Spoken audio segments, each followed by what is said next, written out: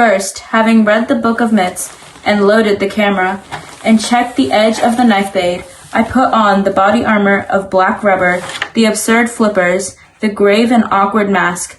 I am having to do this, not like Cousteau and his assiduous team, aboard the sun-flooded schooner, but here I alone. There is a ladder. The ladder is always there, hanging innocently, close to the side of the schooner. We know what it is for, we who have used it.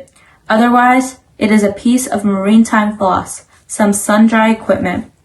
I go down, rung after rung, and still the oxygen immerses me, the blue light, the clear atoms of our human air. I go down. My flippers cripple me. I crawl like an insect down the ladder, and there is no one to tell me when the ocean will begin. First the air is blue, and then it is bluer, and then green, and then black. I am blacking out, and yet my mask is powerful. It pumps my blood with power. The sea is another story. The sea is not a question of power. I have to learn alone to turn my body without force in the deep element. And now it is easy to forget what I came for among so many who have always lived here, swaying in their cretinal fans between the reefs, and besides, you breathe differently down here. I came to explore the wreck. The words are purposes. The words are maps. I came to see the damage that was done and the treasures that prevail. I stroke the beam of my lamp slowly along the flank of something more permanent than fish or weed. The thing I came for, the wreck and not the story of the wreck, the thing itself and not the myth. The drowned face always staring towards the sun, the evidence of damage, worn by the salt and swaying in this threadbare beauty, the ribs of the disaster, curving their assertion among the tentative haunters. This is the place, and I am here, the mermaid whose dark hair streams black, the merman in his armored body. We circle silently about the wreck. We dive into the hold.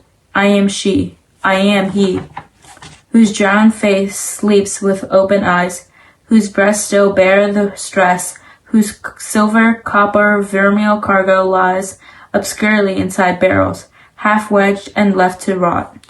We are the half-destroyed instruments that once held to a course the water-eaten log and the foul compass. We are, I am, you are, by cowardice or courage, the one who find our way back in this scene, carrying a knife, a camera, a book of myths in which our names do not appear.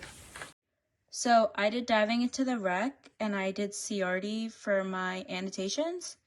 So what does the poem say? I said it was a young woman, and she's speaking out into the world, and that the situation was that there were a bunch of women's stories that were all like forgotten because of a male-dominated world, which is actually a reference to the Book of Myths. I found out that that is a relic of a male-dominated world. And I said the situation, or that the meaning behind it was that the ocean represented our history and how deep it was, and that all the wreckage that she found that was quote-unquote left to rot, which is right here, was all the stories of past women and like what they've done for us. And then how does the poem say this? I said they really put the mental image of us diving into the ocean, kind of us diving into our own history, and they used a lot of literary devices. You have symbolism and imagery, and there's a personification in just the first stanza. And then you go down, there's some more personifications, imagery, metaphors, parallelism, and yeah.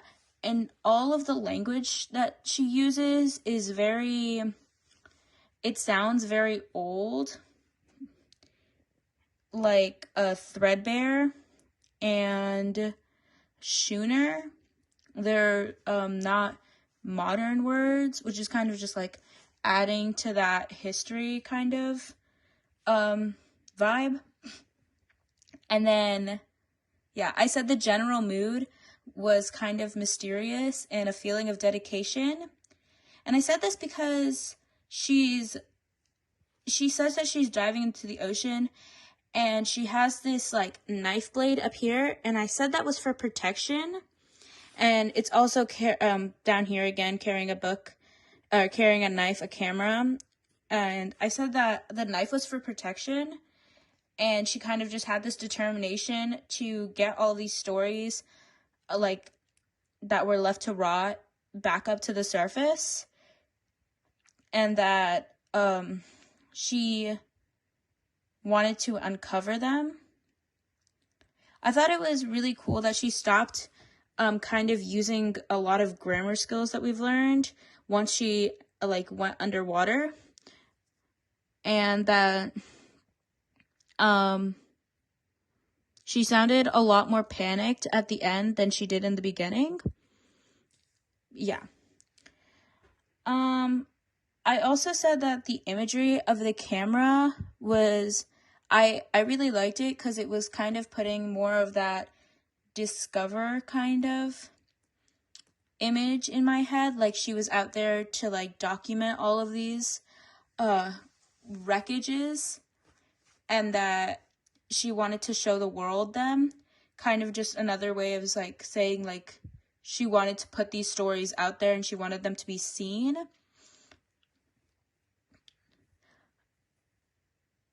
And then, what does the poem say to me? I said that it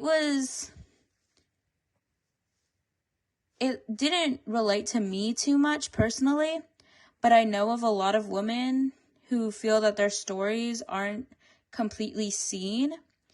And I have felt like this panicked feeling that maybe my story will be forgotten in time.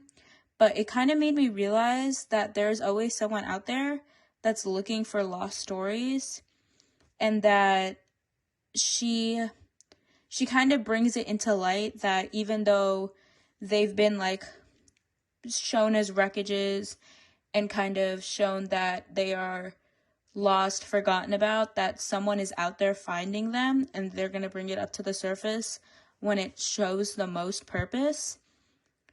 And I think she really did that well, because when this poem was written, it was kind of in that time period when women were trying to show that they were really something, and that they didn't need a man to be powerful.